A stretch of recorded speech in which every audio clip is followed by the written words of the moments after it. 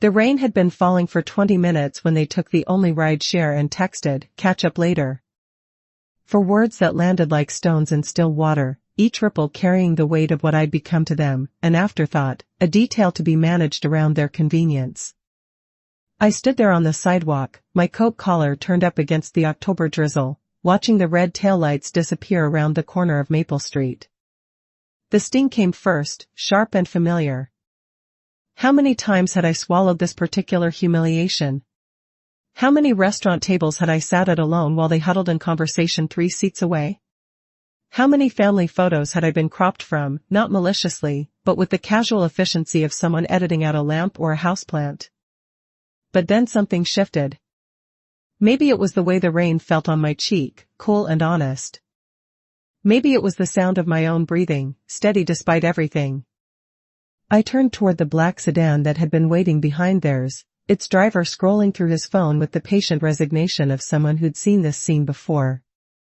I walked to his window. Not hurried, not desperate. Just walked. And when I reached it, I lifted my hand and tapped, 3 soft knocks with my knuckle against the glass. Not the frantic pounding of someone begging for rescue, but the gentle insistence of someone claiming space in the world. The driver looked up, and I saw my reflection in his window for just a moment, a woman of 68 with silver hair darkened by rain, eyes that had learned to hold their ground. Quote, "Sometimes dignity is just the softness of a knuckle on glass." Quote. "Where to?" he asked, rolling down the window. I gave him my address, the same address I'd lived at for 32 years, the same address my son had grown up in, the same address where his wife now rearranged my furniture when she thought I wasn't looking. But tonight, it felt different. Tonight, it felt like somewhere I was choosing to go. As we pulled away from the curb, I caught a glimpse of the restaurant window where my family was probably already seated, probably already deep in conversation about vacation plans or school districts or whatever urgent matter had required them to abandon me on a rainy Tuesday evening. The warm light spilled out onto the wet pavement, and for the first time in months, I didn't feel the pull to press my face against that glass, to beg for inclusion in their golden circle. The driver was quiet, which I appreciated. The radio played something soft and instrumental, and I watched the familiar streets blur past through rain-streaked windows.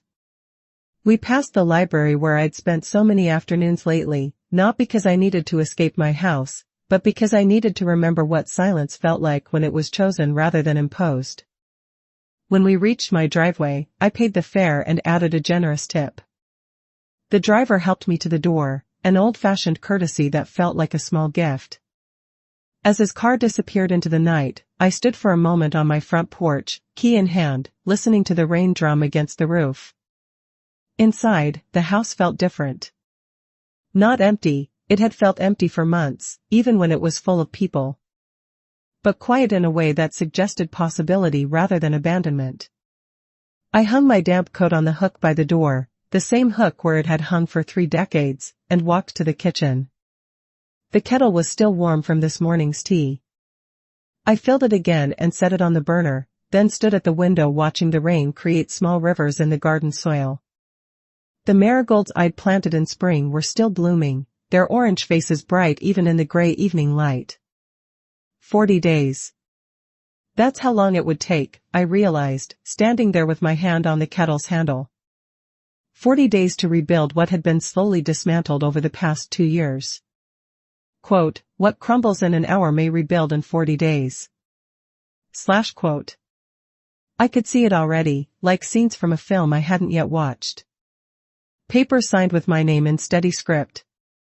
Locks that answered only to my keys. The sound of my own footsteps in rooms that remembered my voice.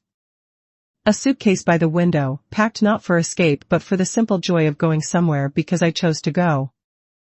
The kettle began to whistle, a sound that had always meant home to me. I poured the water over fresh tea leaves and carried the cup to my kitchen table, where a notebook lay open to a page I'd started writing 3 weeks ago. At the top, in my careful handwriting, were the words, "Things I no longer owe." But tonight, I turned to a fresh page and wrote something different, "Things I choose to keep." The rain continued its gentle percussion against the windows, and somewhere in the distance, I heard the sound of a car door closing. My neighbor is probably coming home from her evening shift at the hospital. Margaret, who always waved when she saw me in the garden, who had never once made me feel like an inconvenience or an afterthought. I sipped my tea and began to write, the pen moving across the page with the same quiet determination that had carried my knuckle to that car window. Outside, the marigolds nodded in the rain, and inside, something that had been sleeping for too long began to stir. The transformation wouldn't happen overnight. But it would happen. And it would begin tomorrow, with a phone call to the bank and a locksmith's number I'd already looked up and written on a slip of paper tucked into my wallet. For now, though, there was just this, the warmth of tea, the sound of rain, and the feeling of a woman remembering that she had always been the author of her own story. She had simply forgotten, for a while, that she was allowed to turn the page. 3 weeks earlier, I had been standing in this same driveway, watching my son load his family's luggage into their car for a weekend trip to his in-laws. The invitation had been extended to me with the kind of careful politeness usually reserved for distant acquaintances. "There's really not enough room in the car, Mom," Sarah had said, not meeting my eyes. "And you know how cramped it gets at my parents' house." I had nodded and smiled, the way I'd learned to do. The way that made things easier for everyone. "Of course, dear. You have a wonderful time." But as I watched them drive away, something had shifted inside me. Not anger, I'd moved beyond anger months ago. Something quieter and more dangerous, clarity. I walked back into the house and sat at my kitchen table with a cup of tea and the notebook I'd been carrying around for weeks. At the top of a fresh page, I wrote, "Things I no longer owe." Then I began to list them, each item a small act of revolution written in blue ink. I no longer owe anyone my silence when they speak about me as if I'm not in the room. I no longer owe anyone my gratitude for being included in plans made around my absence. I no longer owe anyone my understanding when they treat my home like a hotel and my presence like an inconvenience. I no longer owe anyone my agreement when they make decisions about my life without consulting me. I no longer owe anyone my compliance when they assume my needs are less important than their comfort. The list grew longer as the afternoon wore on. Each line felt like a small weight being lifted from my shoulders, each period at the end of a sentence like a door closing on something I was finally ready to leave behind. When I finished, I read the list aloud to my empty kitchen, my voice growing stronger with each item. The words hung in the air like a promise, like a prayer, like the beginning of something I couldn't yet name but could finally feel. That evening, I called my sister in Portland. We hadn't spoken in months, not because of any argument, but because I'd fallen into the habit of believing I had nothing interesting to say, nothing worth sharing across the miles. "Eleanor?" Her voice was warm with surprise. "How wonderful to hear from you." We talked for 2 hours. About books and gardens and the way the light looked different in autumn. About her grandchildren and my memories of raising David. About the small rebellions of women our age, the quiet ways we learn to reclaim ourselves after decades of being everything to everyone else. "You sound different," she said before we hung up. "Stronger, somehow." I looked around my kitchen, at the notebook still open on the table, at the marigolds visible through the window in the last light of day. "I think I'm remembering who I used to be," I told her. Before I forgot, I was allowed to be her. The next morning, I woke early and made a different kind of list. This one was practical, written in the same careful handwriting but with a different energy behind it. Phone numbers and appointments. Tasks that had been waiting for someone else's permission, someone else's approval, someone else's convenient timing. Bank appointment, Tuesday 2 p.m. Locksmith consultation, Wednesday morning. Travel agent, Thursday afternoon. Respect is not begged, it is drawn like breath. I had spent 2 years holding my breath, waiting for my son and his wife to remember that I was more than a babysitter and a backup plan. But respect, I was learning, was not something that could be earned through smaller and smaller versions of myself. It was something that had to be claimed, quietly but firmly, like a woman tapping on a car window in the rain. The phone rang as I was finishing my second cup of tea. David's voice, carefully cheerful in the way that meant he wanted something. "Hi, Mom. How are you doing?" "I'm well, thank you. Listen, Sarah and I were wondering if you could watch Emma this Saturday. We have that work thing, remember?" I didn't remember, because I hadn't been told. But that was beside the point now. "I'm sorry, David, but I won't be available Saturday." A pause. "Well, what about Sunday then?" "I won't be available Sunday either." Another pause, longer this time. "Is everything okay, Mom? You sound different."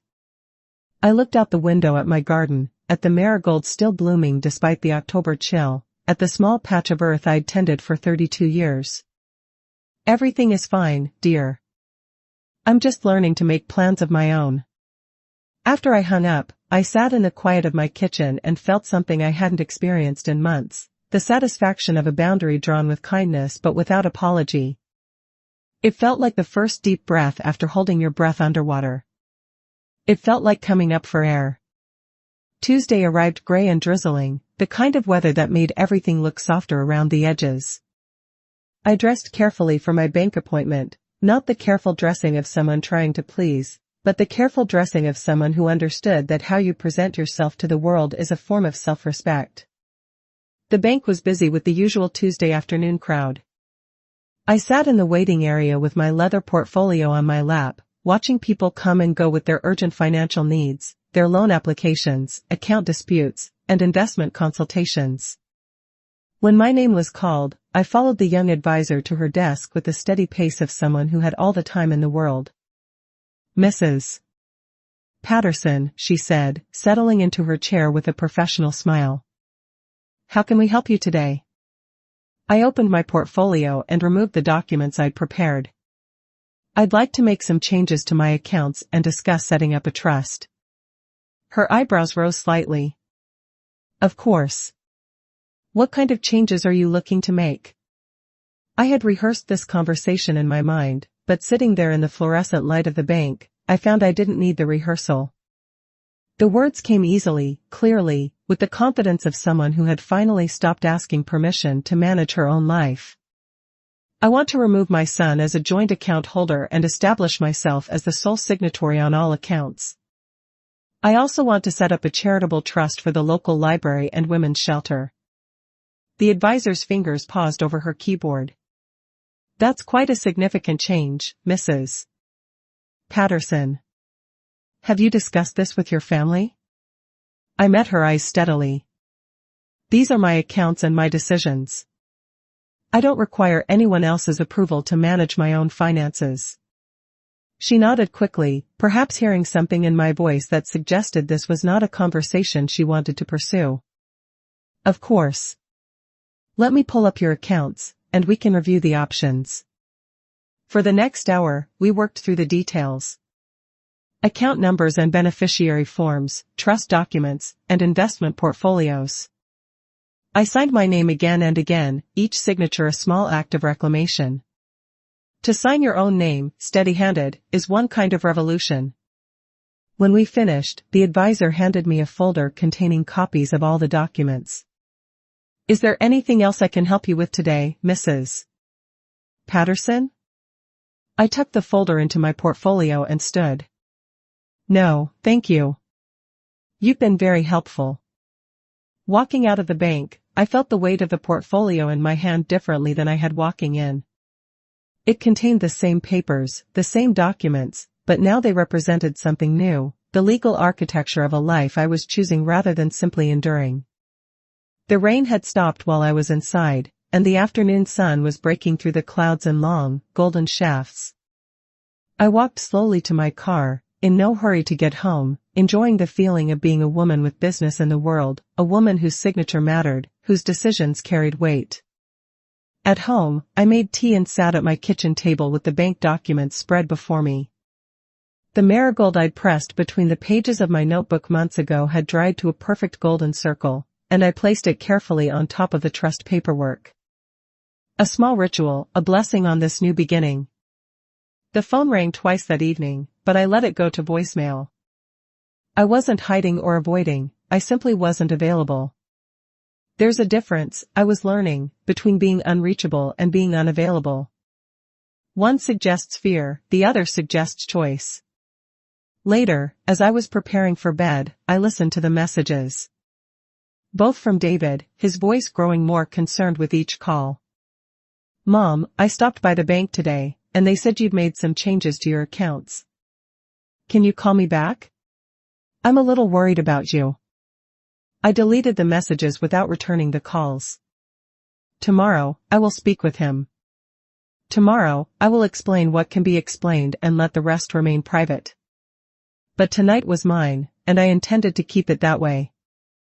I fell asleep to the sound of rain beginning again against my bedroom window, a gentle percussion that sounded like applause.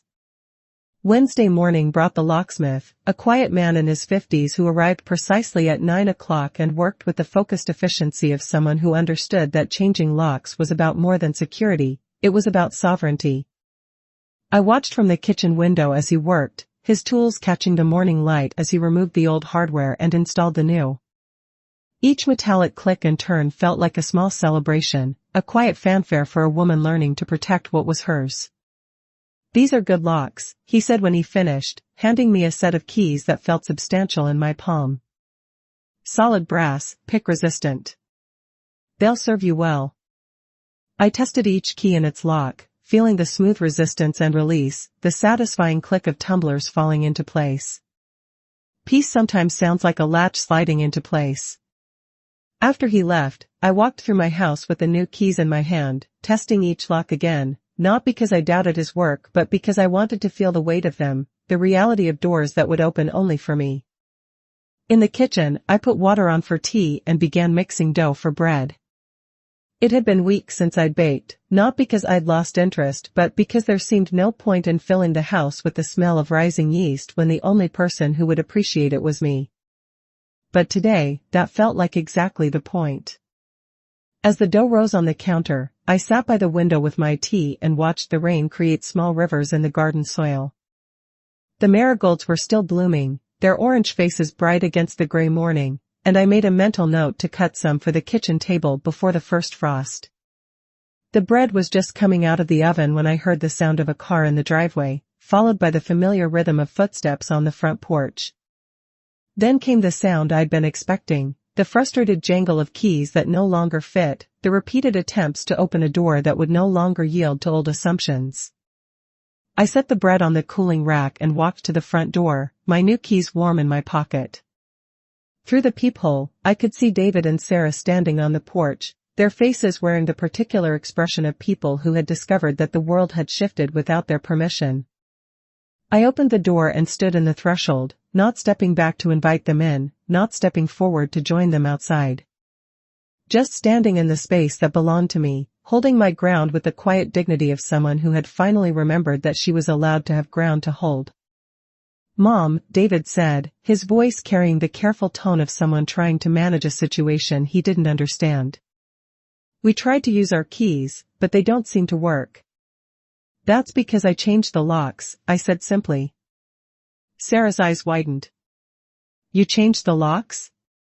Why would you do that? I looked at her for a long moment, this woman who had rearranged my furniture and criticized my cooking and spoken about me in the third person while I sat in the same room. Because this is my house, I said. And I wanted new locks. The silence that followed was thick with unspoken questions and barely contained frustration. David shifted his weight from one foot to the other, a gesture I remembered from his childhood when he was working up the courage to ask for something he wasn't sure he deserved. Can we come in? He asked finally. We need to talk. I considered this request, feeling the weight of the new keys in my pocket, the warmth of fresh bread still radiating from the kitchen behind me. Of course, I said, stepping back to let them enter.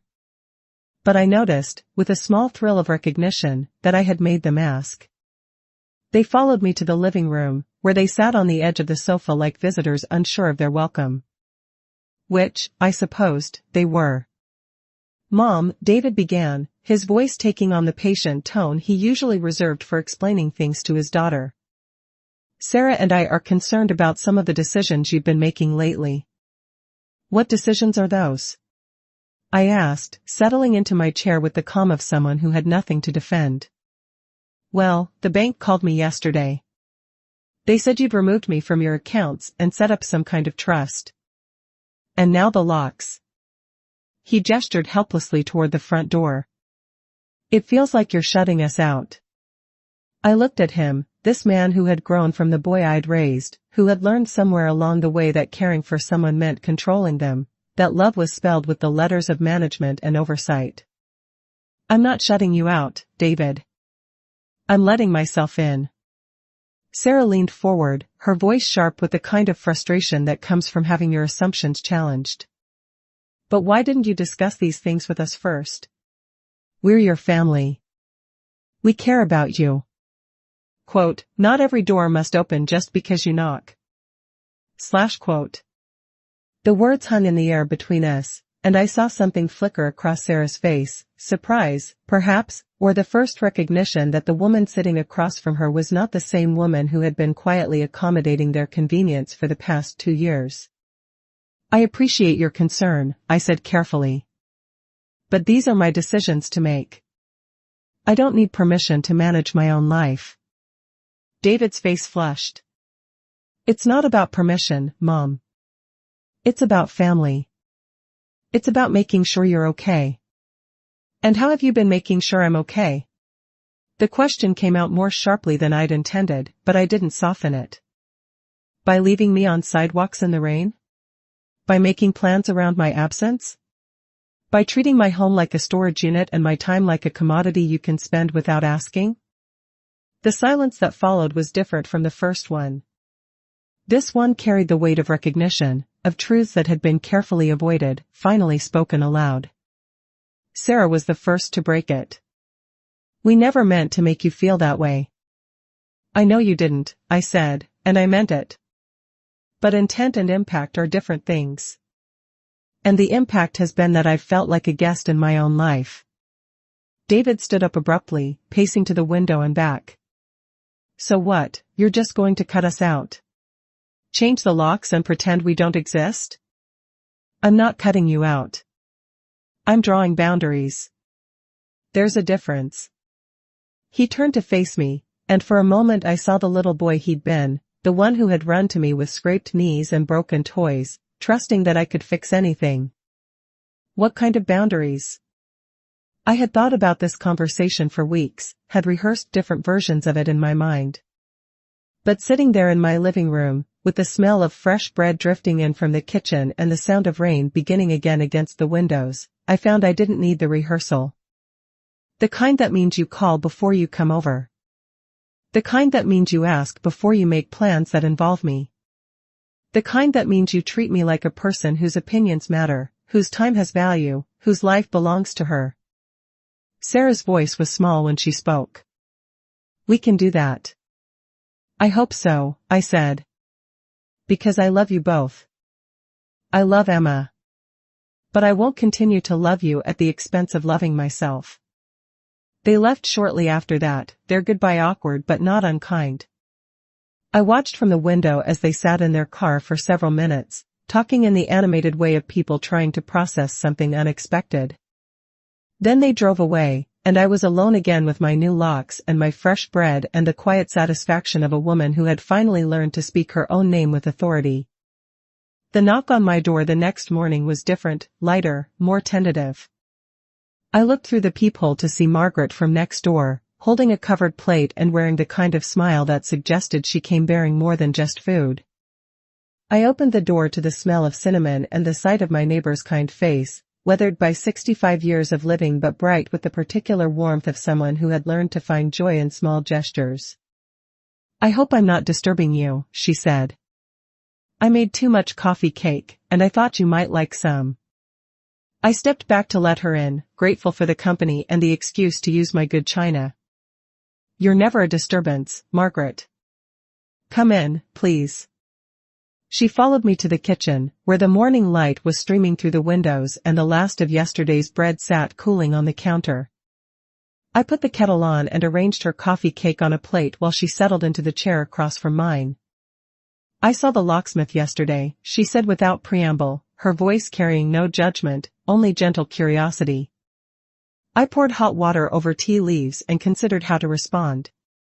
Margaret had been my neighbor for 8 years, ever since she'd moved in after her husband died. We'd shared garden advice and borrowed cups of sugar, but we'd never ventured into the deeper waters of personal revelation. "I decided it was time for some changes," I said finally.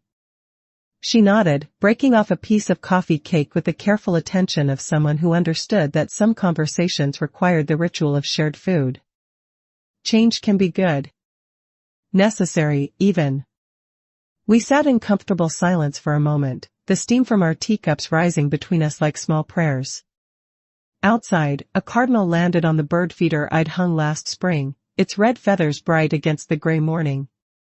"You know," Margaret said, her voice thoughtful, "when Harold died, everyone kept telling me how sorry they were for my loss. And they were right to be sorry. I missed him terribly. But what they didn't understand was that along with the grief, there was also this strange sense of possibility. For the first time in 40 years, I could eat dinner at 5:30 if I wanted to, or leave the dishes until morning, or paint the bedroom purple." I looked at her with new interest. "Did you? Paint it purple?"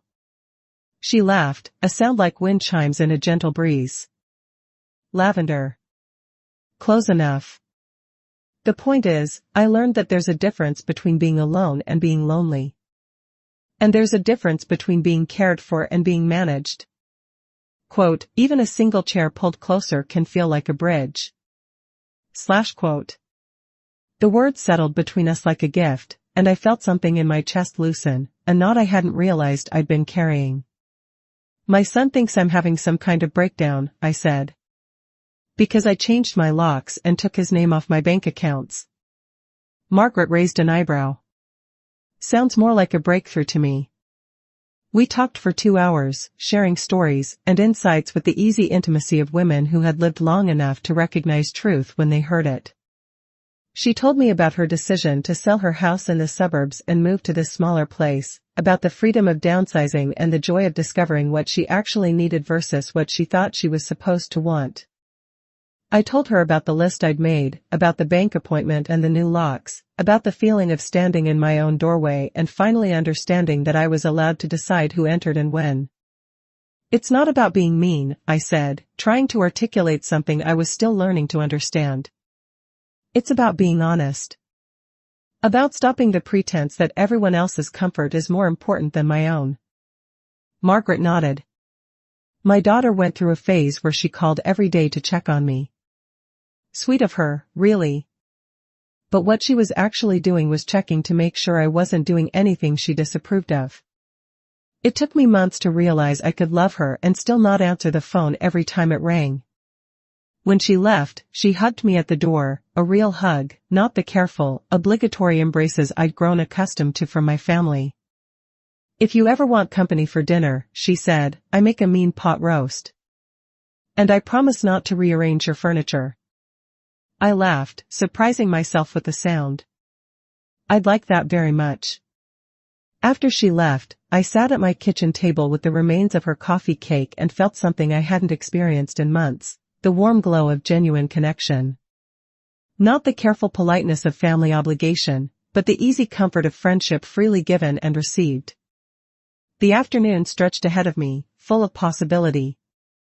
I had no obligations, no one to check with, no schedule to accommodate but my own. I could read a book, take a nap, or call the travel agent whose number I'd written in my notebook weeks ago. I chose the travel agent. The train station was busier than I'd expected for a Thursday morning, filled with the purposeful energy of people going somewhere important. I stood in the ticket line with my small suitcase at my feet, feeling like an imposter among the business travelers and college students, the commuters and tourists who all seemed to know exactly where they belonged in this choreography of departure and arrival. When my turn came, I approached the counter with the careful confidence of someone who had spent 3 days researching train schedules and coastal towns, someone who had made lists and checked weather forecasts and booked a hotel room with an ocean view. "I'd like a ticket to Mendocino, please," I said to the young man behind the counter. "Departing this afternoon." He typed something into his computer, his fingers moving with practiced efficiency. "Round trip?" I hesitated for just a moment, feeling the weight of the question. "One way, please." The ticket felt substantial in my hand, more significant than its actual weight suggested. I tucked it carefully into my purse next to my new house keys and walked to the waiting area, where I found a seat near the window and settled in to watch the controlled chaos of people coming and going. A woman about my age sat down across from me, her own suitcase suggesting she was also traveling alone. She smiled when our eyes met, the kind of smile that passes between women of a certain age who have learned to find adventure in their own company. "Going somewhere nice?" she asked. "The coast," I said. "I've never been to Mendocino." "Oh, you'll love it. I go every year for my birthday. There's something about the ocean that puts everything in perspective." We chatted easily while we waited, sharing travel stories and recommendations with the comfortable intimacy of strangers who would likely never see each other again. She told me about the best place to watch the sunset and the little bookstore that stayed open late and served wine on Friday evenings. When my train was called, I gathered my things and joined the line of passengers moving toward the platform. The woman wished me a wonderful trip, and I found myself meaning it when I wished her the same. The train car was only half full, and I found a window seat where I could watch the landscape change as we moved away from the city. The suburbs gave way to farmland, then to rolling hills covered in oak trees and wild grass. I had brought a book, but I found myself more interested in the view, in the simple pleasure of watching the world scroll past while I sat still and let it come to me. A door closing makes room for a train to depart. The phrase had come to me that morning as I locked my front door, and it felt even more true now, sitting in this train car with my ticket in my hand and my destination still hours away. For 2 years, I had been waiting for doors to open, for my family to include me, for my opinions to matter, for my presence to be valued. But I was learning that sometimes the most important doors are the ones you close behind you as you walk towards something new. The conductor came through to check tickets, a friendly man with gray hair and laugh lines who complimented my choice of destination. "First time to Mendocino?" he asked. "Yes," I said. "I'm treating myself to a little adventure." "Good for you," he said, and something in his tone suggested he understood that this was about more than just a weekend trip to the coast. As the afternoon wore on, the landscape became more dramatic. Hills gave way to cliffs, and suddenly there was the ocean, vast and gray-green under the cloudy sky. I pressed my face to the window like a child, watching the waves crash against the rocks below, feeling something in my chest expand at the sight of all that water, all that space, all that possibility. The train pulled into Mendocino just as the sun was beginning to set, painting the sky in shades of pink and gold that reflected off the water like scattered coins. I gathered my things and stepped onto the platform, breathing in the salt air and feeling the ocean breeze lift my hair. The hotel was a short walk from the station, a Victorian building perched on the bluffs overlooking the Pacific. My room was small but charming, with white lace curtains and a window that framed the ocean like a painting. I unpacked my few things and then sat in the chair by the window, watching the last light fade from the sky and the first stars appear. I had dinner alone in the hotel restaurant, a simple meal of fish and vegetables that tasted like a celebration. The other diners were mostly couples, but I didn't feel out of place or lonely. I felt present, fully inhabiting my own life in a way I hadn't in years. After dinner, I walked along the bluffs in the gathering darkness, listening to the sound of waves against rocks and feeling the ocean breeze on my face. The town was quiet, most of the shops closed for the evening, but there was something magical about having this beautiful place almost to myself. Back in my room, I sat at the small desk by the window and took out my notebook. I had brought it with me without really knowing why, but now I understood. I had something to write, something that had been forming in my mind during the train ride and the walk along the bluffs. I opened to a fresh page and began to write, not a list this time, but a letter. A letter to myself, to the woman I had been and the woman I was becoming, to the choices I had made and the choices still ahead of me. The morning brought fog so thick I could barely see the ocean from my window, but I could hear it, the constant rhythm of waves that sounded like the earth breathing. I dressed warmly and walked down to the village, where the few early-rising shopkeepers were opening their doors and the smell of coffee drifted from a small cafe. I bought a cup of coffee and a local newspaper, then found a bench overlooking the water where I could sit and watch the fog slowly lift. The paper was full of small-town news, school board meetings and church fundraisers, local business openings and community events. Reading it felt like eavesdropping on a conversation between neighbors, intimate and comforting in its ordinariness. As the fog cleared, the ocean revealed itself in layers, first the nearest waves, then the middle distance, finally the horizon where water met sky in a line so clean it looked drawn with a ruler. I sat there for an hour, maybe more, just watching and listening and breathing the salt air. When I finally got up to explore the town, I felt like I was moving through a dream. The streets were lined with Victorian houses painted in soft pastels, their gardens full of flowers I didn't recognize but that seemed to thrive in the ocean air. I wandered in and out of shops, not buying much but enjoying the simple pleasure of browsing without purpose or deadline. In a small stationery store, I found a box of cream-colored paper and matching envelopes, the kind of writing paper that suggested important correspondence. I bought it along with a good pen, knowing I would need both for what I planned to do that afternoon. Lunch was at a cafe overlooking the harbor, where I sat at a table for one and watched fishing boats bob in the gentle swells. The waitress was a woman about my daughter-in-law's age, but where Sarah always seemed to be managing some internal crisis, this woman moved with the easy confidence of someone comfortable in her own skin. "Visiting from out of town?" she asked as she refilled my coffee cup.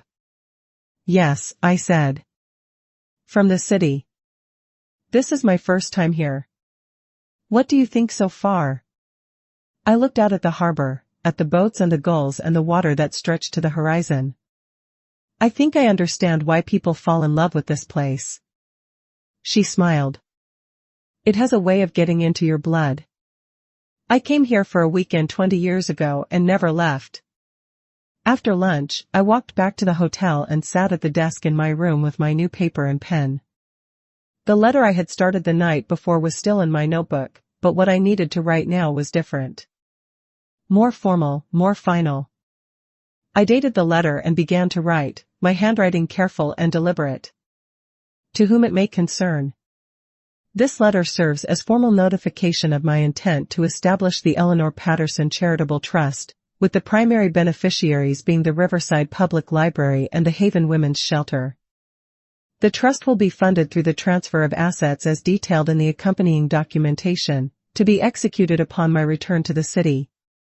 This decision has been made after careful consideration and represents my desire to ensure that my resources are used to support institutions that provide dignity, safety, and opportunity to those who need them most. The library has been a sanctuary for me during difficult times, and the shelter represents the kind of refuge I wish had been available to women of my generation when we needed it. I am of sound mind and body, and this decision is made freely and without coercion. I have consulted with appropriate legal and financial advisors and am fully aware of the implications of this action. The trust will be administered according to the terms outlined in the attached documents, with quarterly distributions to begin 6 months after establishment. I have designated Margaret Chen, my neighbor and friend, as the secondary trustee, should anything happen to me before the trust is fully operational. This is not a decision made in anger or spite, but one made in hope that these resources will continue to provide comfort and opportunity long after I am gone, hope that other women will find in these institutions the same sense of possibility that I have found in my own late-blooming independence. Sincerely, Eleanor Patterson. I read the letter twice, then folded it carefully and placed it in one of the cream-colored envelopes. On the front, I wrote the address of my attorney's office, a man I had consulted by phone before making this trip, who had assured me that my plans were both legal and wise. The second letter was harder to write. I sat for a long time with the pen in my hand, watching the afternoon light move across the water, before I began. Dear David, By the time you read this, I will have made some decisions that may surprise you. I want you to understand that these decisions come from love, love for you, love for Emma, and finally, love for myself. I have established a charitable trust that will provide for institutions that matter to me. This does not mean I love you less or that I don't want to provide for your future. It means I have chosen to provide for a future that extends beyond our family, to touch lives we may never know but whose dignity matters as much as our own. I know you are worried about me, and I understand that worry comes from caring. But I need you to understand that I am not fragile or confused or making decisions from a place of hurt. I am making decisions from a place of clarity, perhaps the first real clarity I have had in years. I want to be part of your life and Emma's life, but I want to be part of it as myself, not as a convenient solution to your childcare needs, not as a backup plan for your social obligations, not as someone whose opinions can be dismissed because they come from someone you see as dependent rather than independent. I am still your mother. I will always be your mother. But I am also Eleanor Patterson, a woman with her own thoughts and dreams and plans, a woman who has finally learned that loving others well requires first learning to love yourself with the same fierce protectiveness you would offer anyone else you cared about. I hope you can understand this. I hope you can see that what I am doing is not about pushing you away but about creating space for a relationship based on mutual respect rather than assumed obligation. I will be home Sunday evening. We can talk then, if you would like. But we will talk as equals, as adults who care about each other but who each have the right to make their own choices about how to live. With love and hope. Mom. I sealed this letter as well, addressing it to David and Sarah's house. Then I walked down to the village post office, a small building that looked like it hadn't changed much since the 1950s, and mailed both letters. The postal clerk, an elderly man with kind eyes, wished me a pleasant stay, and I thanked him, meaning it more than he could know. Quote, "What leaves your hands can remain yours, in freedom." Quote. Walking back to the hotel, I felt lighter somehow, as if the act of putting my intentions into words and sending them into the world had lifted a weight I hadn't realized I was carrying. The fog was rolling in again, softening the edges of everything, making the familiar landscape look mysterious and new. That evening, I had dinner at a different restaurant, a small place recommended by the woman at the bookstore where I'd spent the afternoon browsing. The food was simple but perfect, fresh fish and local vegetables, bread that tasted like it had been baked that morning, wine that paired beautifully with the sound of waves against the rocks below. I ate slowly, savoring each bite, watching the other diners and listening to the conversations around me. There was something peaceful about being anonymous, about sitting in a room full of strangers who had no expectations of me, no history with me, no assumptions about who I should be or how I should behave. After dinner, I walked along the bluffs again, this time in the company of other evening strollers, couples holding hands, families with children who ran ahead and then circled back, solo walkers like myself who seemed to find something restorative in the rhythm of their own footsteps against the sound of the sea. The fog was thick now, muffling sound and creating an intimate world that extended only as far as the next street light. I walked slowly, in no hurry to get anywhere, just enjoying the sensation of moving through space that belonged to no one and everyone. Back in my room, I sat by the window even though there was nothing to see but fog and the occasional glow of a passing car's headlights. I opened my notebook and wrote about the day, not the practical details of where I went and what I did, but the feeling of it, the sense of expansion and possibility that seemed to grow stronger with each hour I spent in this place. Tomorrow I will take the train home, back to my house with its new locks and my kitchen with its familiar rhythms. But I would return as someone different from the woman who had left, not dramatically different, but quietly, essentially changed. I would return as someone who had proven to herself that she could go somewhere alone and be perfectly fine, someone who had made important decisions and followed through on them, someone who had learned the difference between being lonely and being alone. I fell asleep to the sound of foghorns in the distance, a sound I had never heard before but that felt like a lullaby, like the ocean itself was singing me to sleep. The train ride home was different from the journey out. The landscape looked the same, but I saw it with different eyes, the eyes of someone returning rather than leaving, someone carrying new experiences and fresh perspectives back to familiar territory. I had a window seat again, and I spent the journey alternately reading and watching the scenery scroll past. The book was one I'd bought at the Mendocino bookstore, a collection of essays by women who had reinvented their lives after 60. Reading their stories felt like joining a conversation I hadn't known was happening, a dialogue among women who had learned that age could be a beginning rather than an ending. The train pulled into the city station just as the sun was setting, painting the urban landscape in the same golden light that had illuminated the ocean cliffs the night before. I gathered my things and joined the stream of passengers making their way to the platform, feeling like I was returning from a much longer journey than 3 days would suggest. The taxi ride home took me through neighborhoods I had lived near for decades but rarely really looked at. Tonight, everything seemed more vivid, the lights and windows suggesting lives being lived, the people on sidewalks moving with purpose toward destinations that mattered to them, the whole complex choreography of a city full of individual stories intersecting and diverging in patterns too intricate to fully comprehend. My house looked smaller than I remembered, but also more welcoming. The porch light was on, I had set it on a timer before leaving, and the marigolds in the front garden were still blooming despite the October chill. I paid the taxi driver and stood for a moment on the sidewalk, looking at this place I had called home for 32 years, seeing it now as both familiar and new. Inside, the house felt different. Not empty, but quiet in a way that suggested peace rather than abandonment. I set my suitcase down and walked through the rooms, touching familiar objects and noting how the light fell differently now that I was seeing everything through eyes that had watched the sun set over the Pacific. In the kitchen, I put the kettle on and checked my answering machine. 3 messages from David, his voice growing more concerned with each call. One from Margaret, asking how my trip had gone and inviting me for dinner when I got back. One from my sister in Portland, just checking in. I made tea and sat at my kitchen table with the mail that had accumulated while I was away. Bills and catalogs, a letter from my bank confirming the trust arrangements, and a postcard from a friend who was traveling in Europe. Normal life, waiting patiently for my return. The knock on the door came just as I was finishing my tea. I looked through the peephole to see David standing on the porch, alone this time, his hands in his pockets and his shoulders hunched against the evening chill.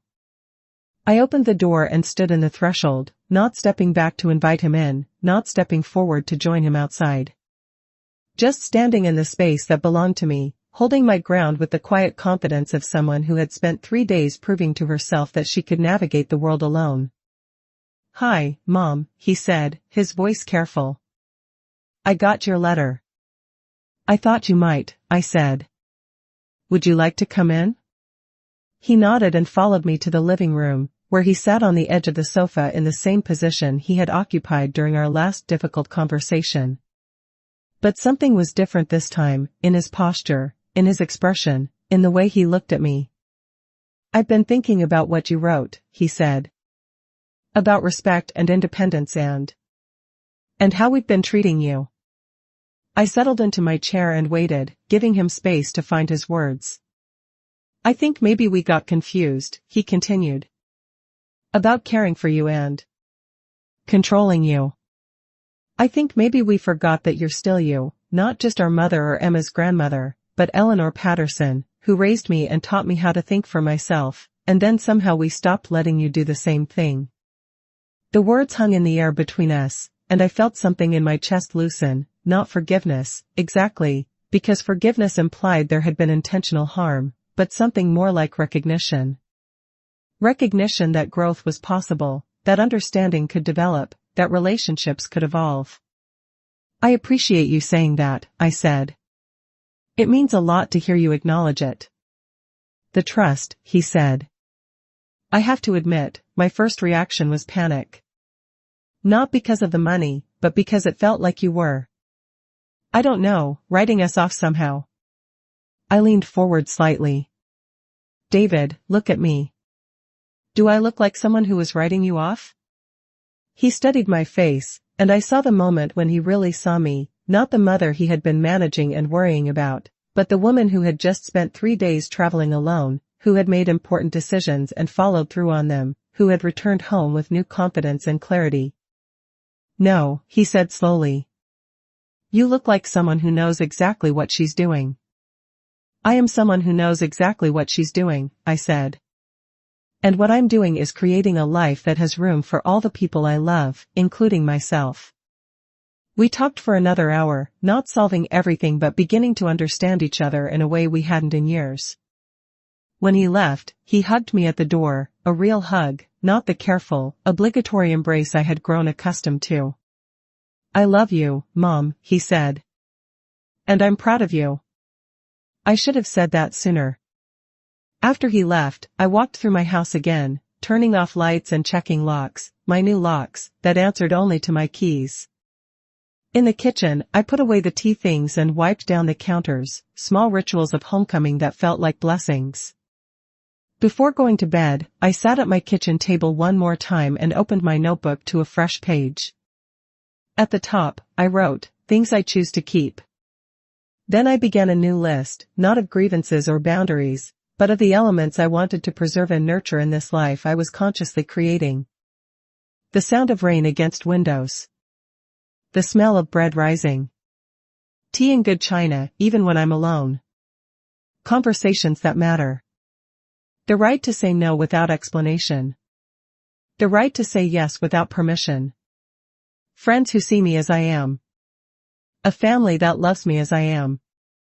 The ocean is a reminder whenever I need to remember how vast the world is. This house, these rooms, this table where I write my own story.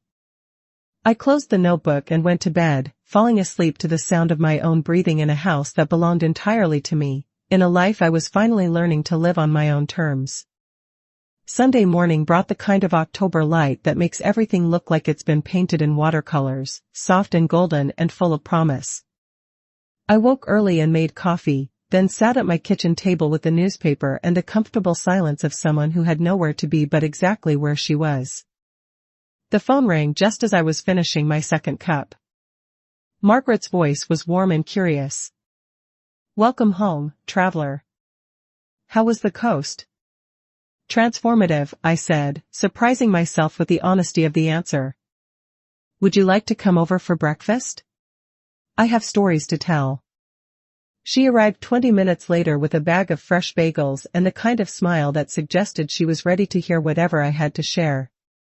We sat at my kitchen table with coffee and cream cheese and the morning light streaming through the windows, and I told her about the train ride and the fog and the letters I had mailed. "You mailed the trust documents?" she asked, her eyebrows rising. "I did. And a letter to David, explaining my decisions." She was quiet for a moment, spreading cream cheese on her bagel with the careful attention of someone processing important information. "How do you feel about it?"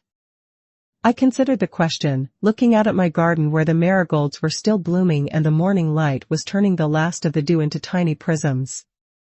"I feel like myself," I said finally. "For the first time in years, I feel like myself." Margaret nodded. "That's worth celebrating." We spent the morning talking about practical things, the trust arrangements, the conversation with David, the small adjustments that would need to be made as my family learned to relate to me as an independent person rather than a dependent one. But underneath the practical conversation was something deeper, the recognition that I had crossed a threshold, that I had moved from being someone who things happened to into being someone who made things happen. After Margaret left, I spent the afternoon in my garden, cutting back the spent flowers and preparing the beds for winter. It was satisfying work, the kind of physical activity that left room for the mind to wander and process. As I worked, I thought about the past few weeks, about the journey from that rainy evening when I had been left on a sidewalk to this sunny afternoon when I was choosing how to spend my time. The transformation hadn't been dramatic or sudden. It had been a series of small decisions, small acts of self-respect that had accumulated into something larger. A list written in a notebook. A bank appointment is scheduled. Locks changed. A train ticket was purchased. Letters mailed. Each action had been small in itself, but together they had created something significant, a life lived on my own terms. As the afternoon wore on, I found myself thinking about the bread I wanted to bake for the week ahead, about the book I wanted to finish reading, and about the call I wanted to make to my sister to tell her about my trip. Simple things, ordinary things, but chosen rather than imposed, planned rather than endured. The sun was beginning to set when I heard a car in the driveway. I looked up from the flower bed where I was working to see David's car, but this time Sarah and Emma were with him. They got out slowly, tentatively, like people approaching a house they weren't sure they were welcome in. I stood up, brushing soil from my hands, and walked to meet them at the front gate. Emma ran ahead of her parents, her 7-year-old energy unencumbered by the adult complications of the past few weeks. "Grandma," she called, throwing her arms around my waist. "Daddy said you went on a train to see the ocean." I hugged her back, breathing in the sweet scent of her hair, feeling the uncomplicated love that children offer so freely. "I did," I said. "It was beautiful." David and Sarah approached more cautiously, their faces wearing the careful expressions of people who weren't sure what to expect. "We wanted to apologize," Sarah said, her voice small, "for how we've been treating you. David told me about your letter, and we've been talking, and we realize we've been treating you like you were our responsibility instead of our family." I looked at her, this woman who had rearranged my furniture and criticized my cooking, and saw something different in her face. Not just guilt or obligation, but genuine recognition. "I appreciate that," I said. "And I want you to know that setting boundaries doesn't mean I love you less. It means I'm learning to love myself enough to ask for the respect I deserve." Emma tugged on my sleeve. "Can we see your garden, Grandma? Daddy said you have flowers that are still blooming even though it's almost winter." I smiled and took her hand. "Of course, sweetheart. Let me show you the marigolds." We walked through the garden together, Emma chattering about school and friends while David and Sarah followed behind, their conversation quieter but more relaxed than it had been in months. I showed Emma how to deadhead the spent blooms, how to collect seeds for next year's planting, how to tell which flowers would survive the first frost, and which would need to be cut back. "Why do you cut them back, Grandma?" she asked, her small hands gentle with the delicate stems. "Because sometimes things need to be pruned so they can grow back stronger," I said, glancing at her parents. "Sometimes we have to let go of what's not working anymore to make room for something better." As we worked, Sarah approached hesitantly. "Eleanor," she said, using my first name for the first time in years, "I owe you a bigger apology than I gave. I think I got so caught up in trying to manage everything, David's schedule, Emma's activities, the house, work, that I started treating you like another item on my to-do list instead of like a person." I straightened up, meeting her eyes. "I understand the impulse to manage, Sarah. But I need you to understand that I don't need to be managed. I need to be included, consulted, and respected. There's a difference." She nodded, tears gathering in her eyes. "I see that now. And I want to do better. We want to do better." David stepped forward, his hands in his pockets. "We were wondering if you'd like to have dinner with us next Sunday. Not because we need a babysitter or because we feel obligated, but because we miss you. Because we want to spend time with you." I considered the invitation, feeling the weight of this new dynamic we were all learning to navigate. "I'd like that," I said. "But I have one condition." They both looked at me expectantly. "We plan it together. We decide on the menu together, we cook together, and we clean up together. I'm not a guest in your life, and I'm not your employee. I'm family, and I want to be treated like family." "Deal," David said, and for the first time in months, his smile looked genuine.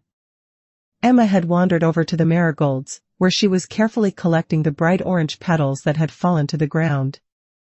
"Look, Grandma," she said, holding up her small hands full of golden fragments. "They're like little pieces of sunshine. My home is not a fortress, it is a hearth." The words came to me as I watched my granddaughter play in the garden I had tended for 32 years, surrounded by the family I had raised and was learning to love in new ways. This house, these rooms, this life, they weren't meant to be a place of isolation or defense, but a place of warmth and welcome, a place where love could grow and change and deepen without losing its essential nature. As the sun set and the evening air grew cool, we moved inside. I made tea while Sarah and Emma looked through the photo albums I kept on the living room bookshelf, and David helped me arrange the marigold petals Emma had collected in a small bowl for the kitchen table. "Mom," he said quietly as we worked, "I want you to know that I'm proud of what you did. The trip, the trust, all of it. It took courage." I looked at him, this man who had grown from the boy I'd raised, who was learning to see me as more than just his mother. "It didn't feel like courage at the time," I said. "It felt like a necessity. Like finally learning to breathe." We sat together in the living room as the evening deepened, Emma curled up against my side while Sarah read to her from one of the books I kept for her visits. David sat across from us, his expression peaceful in a way I hadn't seen in years. When it was time for them to leave, the goodbyes were different. Not the careful, obligatory farewells I had grown accustomed to, but the warm, genuine exchanges of people who were looking forward to seeing each other again. "Thank you," Sarah said as she hugged me at the door. "For being patient with us while we figured this out." "Thank you for being willing to figure it out," I replied. After they left, I walked through my house, turning off lights and checking my new locks. In the kitchen, I arranged Emma's marigold petals in the small bowl and placed it in the center of the table, where the morning light would find them first thing.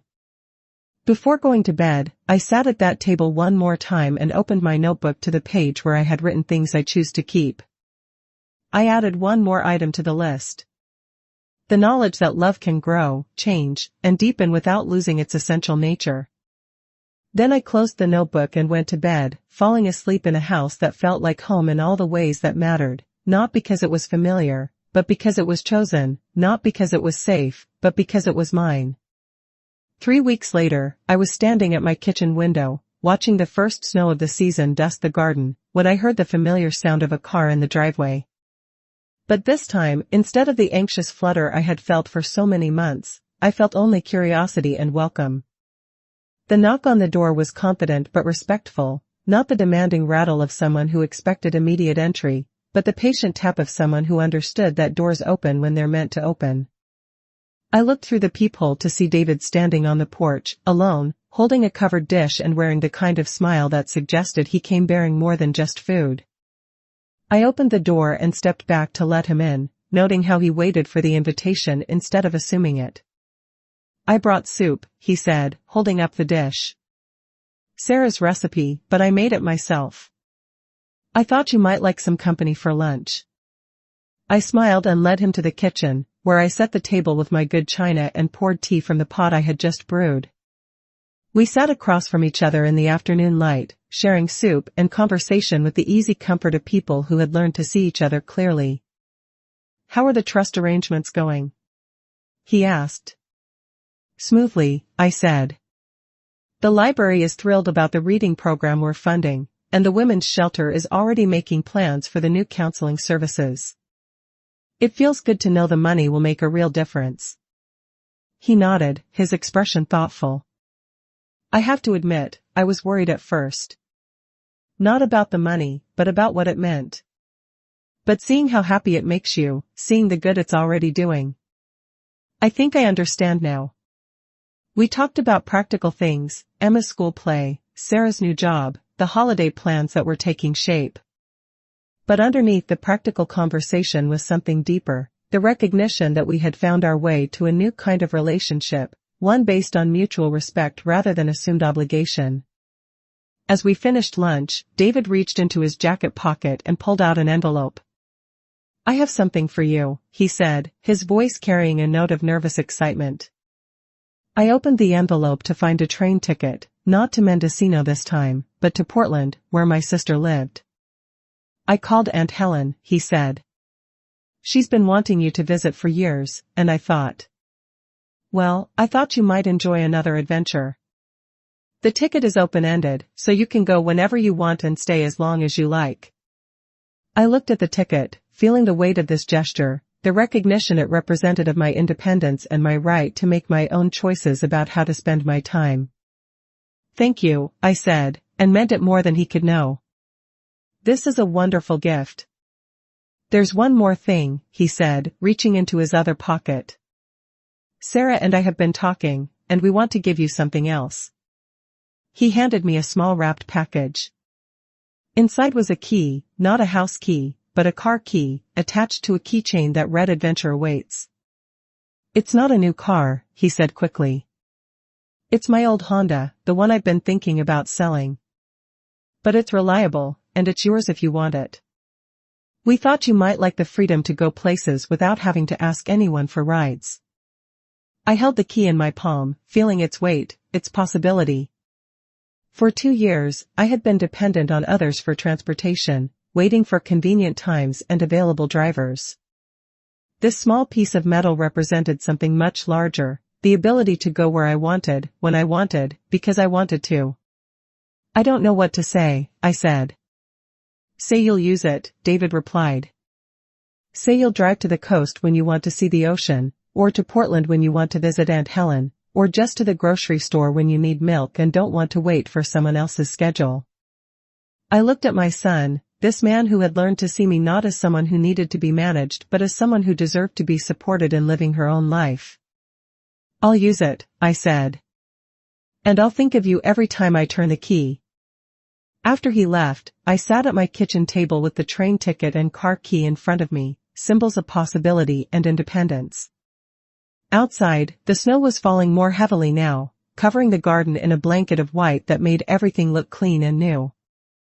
I thought about the woman I had been 6 months ago, standing on a rainy sidewalk, watching taillights disappear around a corner. That woman had felt abandoned, dismissed, forgotten. But she had also done something that changed everything. She had tapped on a car window with the quiet dignity of someone claiming her place in the world. The same hand that once tapped for entry now rests steady on the sill. I looked down at my hands, these hands that had raised children and tended gardens, that had signed important documents and written difficult letters, that had learned to ask for what they needed and to give what they chose to give.